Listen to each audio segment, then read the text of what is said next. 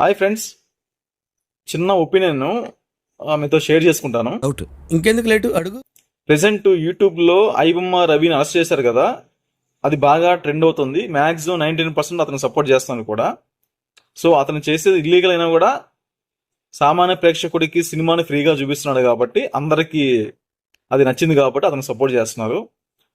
So ఇక్కడ నా opinion ఏంటంటే, అకౌంట్ని హ్యాక్ చేసేసి వాళ్ళ బ్యాలెన్స్ అంతా హార్మ్ఫర్ట్ చేస్తుంటారు.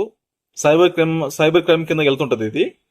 సో ప్రెసెంట్ ఈ గవర్నమెంట్ అతనికి చాలా టాలెంట్ ఉంది కాబట్టి ఆ టాలెంట్ని ఉపయోగించుకొని ఎవరైతే ఇట్లా హ్యాక్ చేసి అమౌంట్ని లాగేస్తుంటారో అతన్ని హ్యాక్ చేసి డిపార్ట్మెంట్లో ఇతన్ని పెడితే కొంచెం బెటర్ అని నా ఒపీనియన్.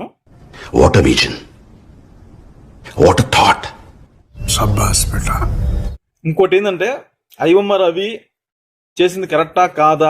పోలీసులు ఎప్పుడు అంతేగా, జనానికి మంచి చేసే వాళ్ళకి ఎప్పుడు సెడ్డోళ్లే. వాళ్ళకేంటయ్యా, గవర్నమెంట్ టైంకి జీతం ఇస్తుంది. ఇది మాక్సిమం చాలా మంది అయితే కరెక్ట్ అంటున్నారు. ఎందుకంటే సినిమా రేట్లు ఈ సినిమా వాళ్ళు ఇష్టం వచ్చినట్టు పెంచేసి వాళ్ళకి హీరోలకి రెమ్యునేషన్ కోట్లు ఇచ్చేసి అది సామాన్య ప్రేక్షకుల మీద రుద్దేస్తే ఒక సామాన్యుడికి మండి అతను ఒక ఐబొమ్మ వెబ్సైట్ని క్రియేట్ చేసి సినిమాని ఫ్రీగా చూపిస్తున్నాడు అనేసి. ఎవరురా నువ్వు, ఇంత టాలెంటెడ్ ఉన్నావు? ఇక్కడ నాకు టాగు సినిమా గుర్తొస్తుంది.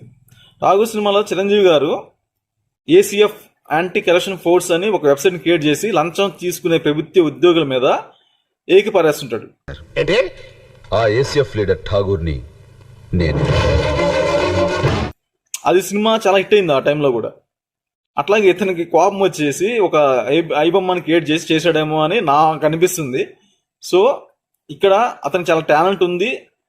దాన్ని యూజ్ చేసుకొని ఎవరైతే అకౌంట్ని హ్యాక్ చేసి బ్యాలెన్స్ని హార్మ్ఫర్ట్ చేస్తుంటారో అట్లాంటి డిపార్ట్మెంట్లో ఇతను పెట్టి ఆ క్రైమ్ని కొంచెం ఆపేదానికి ఇతన్ని యూజ్ చేసుకుంటే బెటర్ అని నా ఫీలింగ్.